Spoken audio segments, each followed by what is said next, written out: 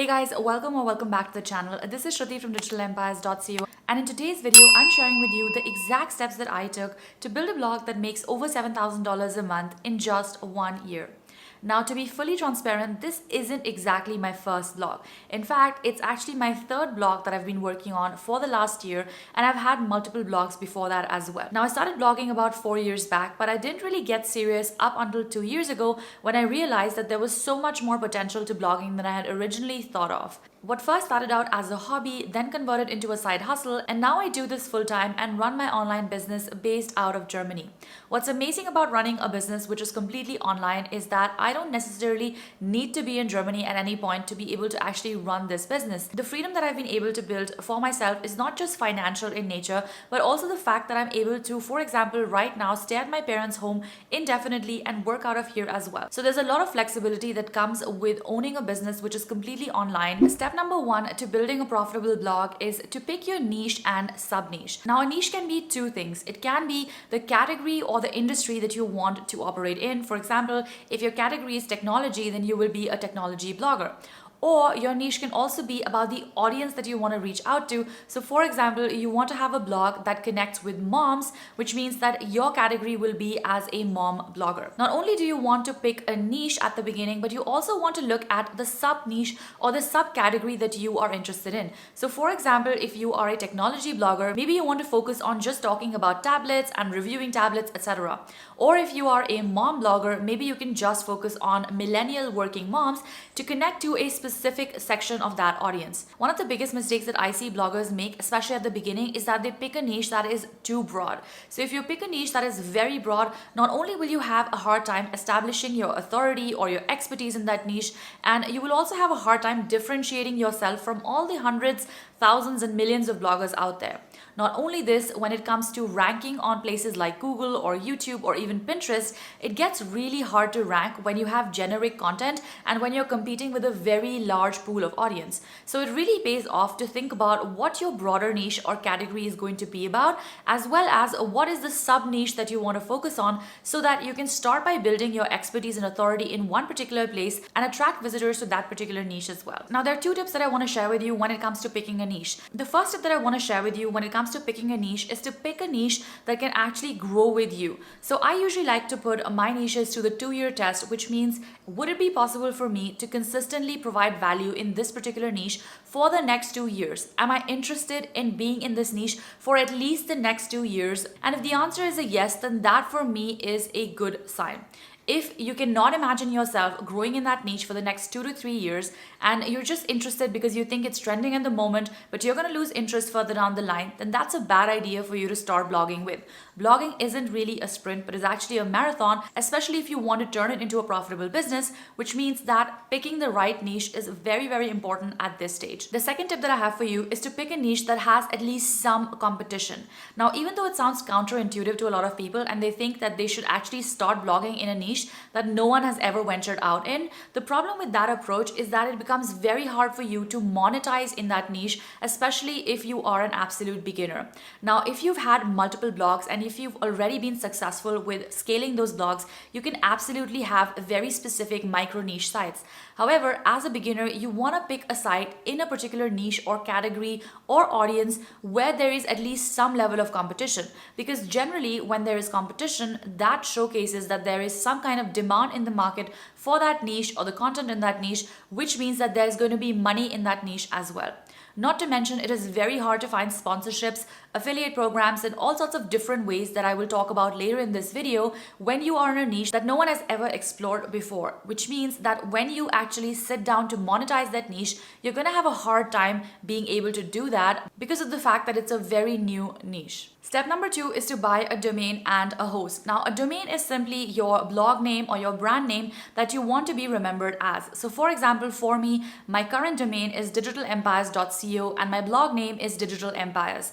Now, of course, you can get a domain which is .com, which is always the preferred option. But in case you're not able to get it, you can also get a domain like .co or a country level domain, depending on where it is that you start your blog. Once you've figured out exactly what your domain or your brand name is going to be all about, the next thing that you need need to look for is a host. Now at this point, there are multiple hosts in the market that you can start with. However, I personally recommend starting out with a self-hosted option, which means that you're not sharing your hosting with anyone else. This goes along the same lines as not building a house on borrowed land, which is exactly what you do when you go with a shared hosting option instead of a self-hosting option. So for beginners, I recommend HostGator, which has very affordable plans, and you can get a 60% off link in the description box below if you're looking to start with an affordable host right now. The problem with shared hosting sites like Wix or Squarespace is that you have limited customization available to you, especially in the long run when you want to develop your blog as a bigger brand and business. There are also issues that come up when it comes to monetizing your blog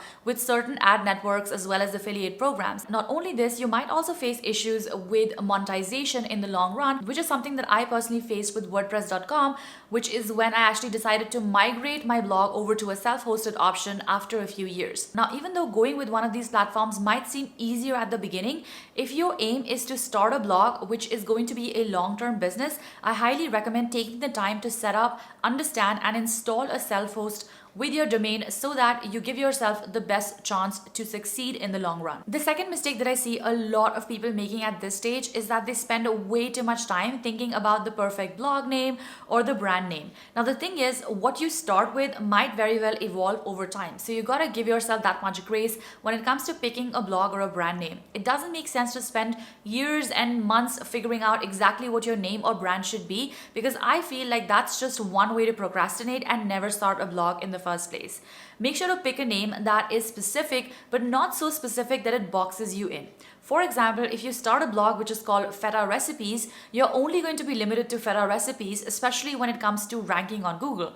This means that when you're starting a blog which is in one particular niche, make sure to actually give yourself enough space and enough room to grow and expand in the long run, because your interests and your tastes might change over time as well. When in doubt, you can always start with a name which is your own personal name, especially if you want to be a personal brand or an influencer, and then you can modify that with one or two combinations based on the niche that you're targeting. When you're picking your blog name or domain, also make sure not to add random numbers, hyphens, or special characters that make it really hard for people to remember your blog, because each time someone wants to type out your blog, it should be really easy for them to remember and to type it out as well. The bottom line is this: pick a name that gives you at least a little bit of flexibility to pivot and change in the long run, and make sure that you get a self-host right from the very beginning so that you're able to monetize your blog easily further down the line. Alright, step number 3 is to install WordPress and a theme. Now, WordPress essentially is a content management system, or a CMS,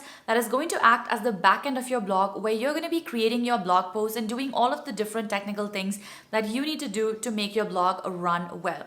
Now, not only do you need the back end of your blog to be functioning, you also need something which looks good on the front end, which is going to be the theme that you install after you've installed WordPress on your site. Now, once you've installed WordPress on your site, you have the backend ready to go. You also want to make sure that you're installing a compatible WordPress theme, which is going to be how the blog looks like for all the new visitors from the outside. So you as a content creator is usually going to be working on the backend, which is on the WordPress side. However, people who are coming to read your blog and to do different things in your blog are going to be able to see the front end or the theme of your blog. Now, you can absolutely start with a free theme, and I don't really think that you need to invest in a paid theme right away until you're sure that you're actually going to be able to do this thing in the long run. Some of the best themes to start with include Astra, Hestia, Ocean WP, and I believe they have paid upgrades as well. When and if you're ready to upgrade into a paid theme, I recommend looking into StudioPress themes, which run on Genesis framework, which is a pretty quick and effective framework to work with. You can also look at Theme Isle for different WordPress themes. I'm going to be leaving all the links to all these resources in the description box below, so you can definitely check them out once you're done watching this video. One thing that I do want to mention, which I believe keeps a lot of bloggers stuck in the wrong place, is spending way too much time obsessing over how your website looks. Now, even though branding is essential and it does matter in the long run how you represent your blog, at the beginning, this is not going to make or break your blog.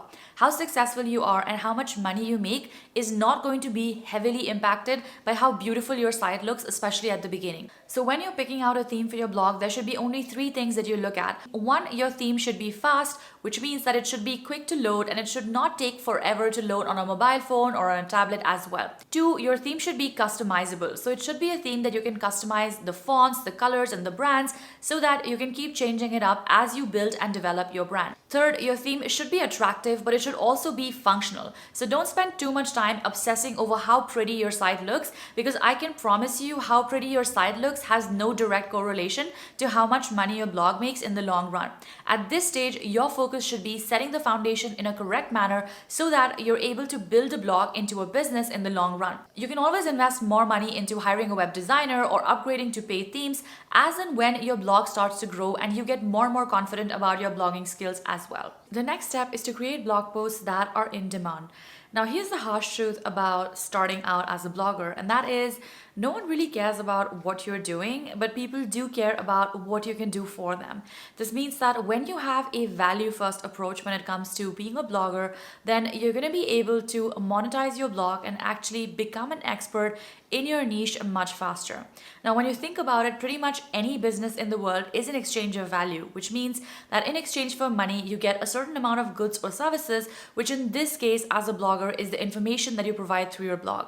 So whenever you're thinking of creating content, you always want to be thinking of creating content which actually has a demand and serves a particular need or provides a value to a certain segment of your target audience. Now, when it comes to looking for blog posts which are high in demand, one of the metrics that you can use to figure out exactly which blog posts are going to resonate with your audience is to figure out what keywords are trending or really popular in your particular niche.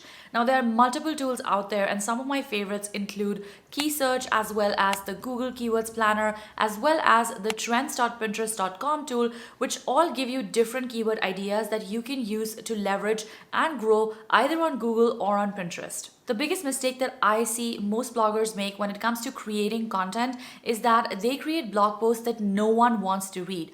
And then they wonder why no one is showing up on their blog, no one is discovering their blog posts, and so on and so forth. Think about it this way. There are billions of blogs out there. Why should someone specifically go to your blog and read your blog post? So not only do you have to be clear about the differentiation that your blog post and your blog provides, you also want to make sure that you're actually curating and writing articles which are high in demand, specifically targeting your particular niche category or your niche audience. Now, once you've set up your blog, you've done all the technical things, and you've also created your first couple of blog posts. Now comes the really important part of figuring out how to drive traffic. In this step, you need to understand who is it that is going to be reading your blog and what is going to be your strategy to actually get them to come and check out your blog. It's not just enough for you to set up a pretty website and write a bunch of blog posts and then wait for the magic and the money to roll in. You will have to actively go out and look for readers and visitors for your blog so that you can get your blog that initial traction that is required to grow in the long run. Now, when it comes to your traffic sources, there are 3 main traffic sources that you can look at, especially at the beginning. Now, each of these traffic sources have a different approach when it comes to growing traffic from them, and they require a certain time as well as strategic commitment to grow your traffic from them as well. When it comes to the first traffic source that I want to share with you, which you probably already know, and that is Google, that is obviously the hardest traffic source to rank on because everyone's blog is by default on Google. As soon as you set up your blog, you have a domain and you have a host. Whenever you're publishing your blog posts, they're going to be indexed by Google, which means that you're going to be competing for billions of blogs out there. The upside of this is that once you figure out how to rank on Google and you have a lot of organic traffic coming in from Google, then that's something that usually tends to stick around for a while, and you can also reach a very large audience, especially if you learn how to rank on Google. Usually it can take anywhere between 6 months to 1 year at the beginning for a new website to rank on Google, which means that unless you're very patient and you're okay to wait for 1 year, you're unlikely to see a lot of traffic from this source at the beginning. The next traffic source that I want to talk to you about is Pinterest, which is also my personal favorite traffic source, especially for new bloggers or new online business owners, because it is not only easier to rank on Pinterest specifically compared to Google, but it is also something that you don't need to wait a long time to get traffic from. For example, if you have the right strategy on Pinterest and you know exactly what type of content to create and how to generate traffic from Pinterest, you can start generating sustainable traffic up to thousands and tens of thousands of page views every single month within 3 to 6 months of starting out on Pinterest. Now, this is obviously in stark contrast to Google, which can take up to a year, and even then, you're not exactly sure how much traffic is going to come your way. Now, I have tons of resources when it comes to Pinterest marketing on this channel, and I also have a free Pinterest traffic masterclass, which I'm going to link in the description box below, so you can check that out after this video to learn exactly how to drive traffic using Pinterest. The third major traffic source is what you're currently on, and that is YouTube. Now, YouTube is somewhere in the middle between Google and Pinterest when it comes to ease of ranking and ease of getting traffic. It is a little bit harder than Pinterest to start getting traffic from YouTube because there is a lot more effort that goes into creating videos and learning about SEO and all of that. However, when compared to Google, you can definitely rank much faster and much easier on YouTube because there is much less competition, especially if you are in a niche which is not particularly large. Now, of course, if you're in a very popular and large niche like beauty or fashion, you are going to have a lot of competition, whether you are getting your traffic from Google or from YouTube. Now, the best strategy is, of course, to use all these three traffic sources so that you're able to create a piece of content one time and benefit from it over multiple different channels. However, that's not always realistic, especially if you're just having a blog on the side and you don't necessarily have the time that you need to be creating videos and blog posts and pins and all of that. If you're short on time, I highly recommend focusing on Google as well as Pinterest. Pinterest can be the one that you focus on for the short term because you can start getting traffic from it much faster, and Google can be something that you play for in the long run.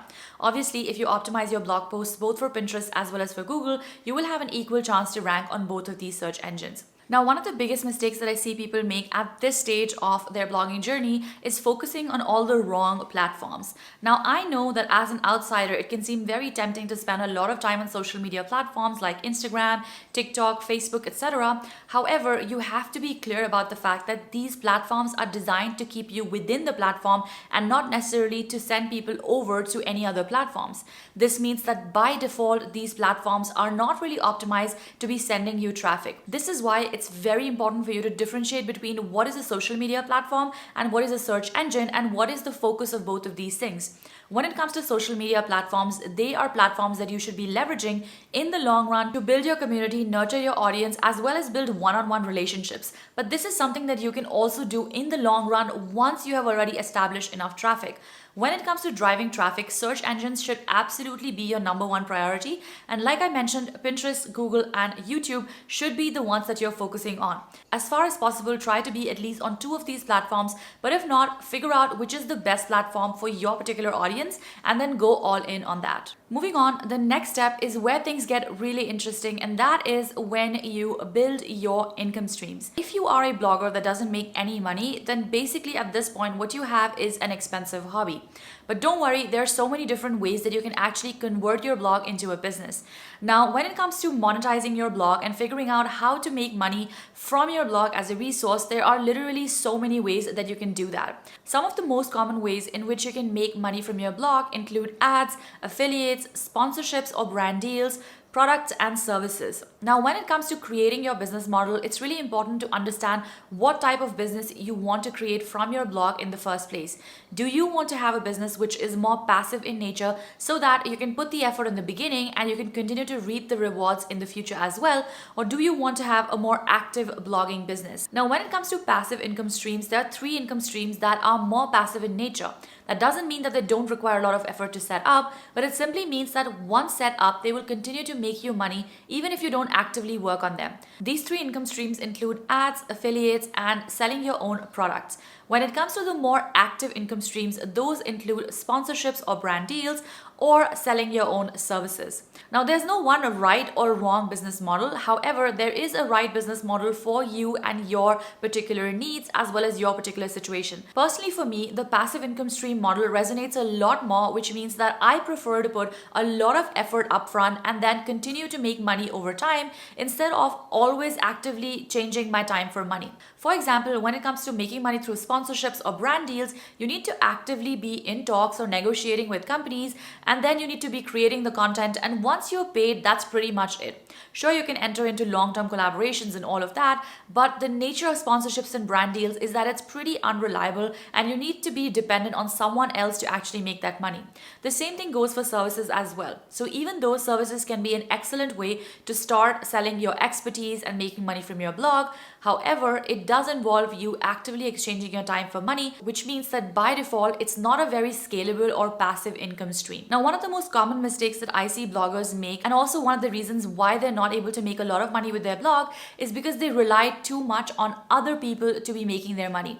Now, when you're relying too much on sponsorships or even on selling your services, you're constantly chasing people to get the money in instead of building your audience and nurturing your community to attract the money to you. Even when it comes to making money through ads and affiliates, there's only so much control you have in that space because the ad network that you work with might decide to change their commission rates, or maybe even the affiliate platform that you work with might decide to close the affiliate program that was working so well for you. This is why I'm a huge fan of building and selling your own products, especially once you've understood your market and you've been blogging for 3 to 6 months. The reason why I think selling your own products is the most profitable way to build a blog-based business is because you already have the authority you need in your particular space, and you already have a subset of the audience that really resonates with your ideas and strategies. If you can use your industry knowledge and convert that into a physical or a digital product, the margins that you'll be able to earn will be much higher than any affiliate product that you sell. Not to mention, you have absolute control over how many copies you want to sell, how often you want to sell it, at what price do you want to sell it, and who do you want to sell it to. Now, even though creating products can sound intimidating at the beginning, the long-term payoff of having products is absolutely worth it. For example, currently I make over $7,000 a month blogging on average, out of which about 80% of my income comes directly from my digital products. So I created these products all of last year. I experimented and figured out exactly what I wanted to sell, to whom I wanted to sell, how often I wanted to sell those products. And at this point, I'm not actively doing anything to promote or sell those products. I've built systems and processes in place that actually sell those products on autopilot, meaning I don't have to spend any time actively looking for customers every single week or every single month. So when it comes to selling your product, you can choose to create them once and you can monetize and make money from them over and over again for a couple of years to come. However, when it comes to other income streams such as ads, affiliates, or for that matter, even sponsorships, you have to actively be working on growing your traffic and your conversion rates to be able to grow your income in the same manner as you would be able to if you were just creating one product and selling it really well. Now, at the end of the day, what works for me might not work for you, which means that you need to figure out exactly what combination of a business model you want to have with your blog, what are the best income streams that you want to try out and experiment, and then figure out exactly what suits your lifestyle and your income goals best. The other thing to remember here is not to put all of your eggs in one basket, which means don't abnormally rely only on making money through ads or making money through affiliates, because if you have any changes in one of these income streams, then all of your revenue can potentially disappear overnight. So it's always a good idea to at least have 2 income streams so that even if one income stream were to completely disappear overnight, you would still have another income stream that you can leverage and pay your bills from. Now, there's so much more to teach you about starting and growing a blog. If you're interested in learning more from me and working with me, you can check out how you can do that in the description box below. Make sure to give this video a like and subscribe to the channel if you're new here. And if you already have a blog, I'd love to know more about how your blogging journey is going. Let me know all about your blog in the comments down below. Thank you for watching, and I'll see you in the next one.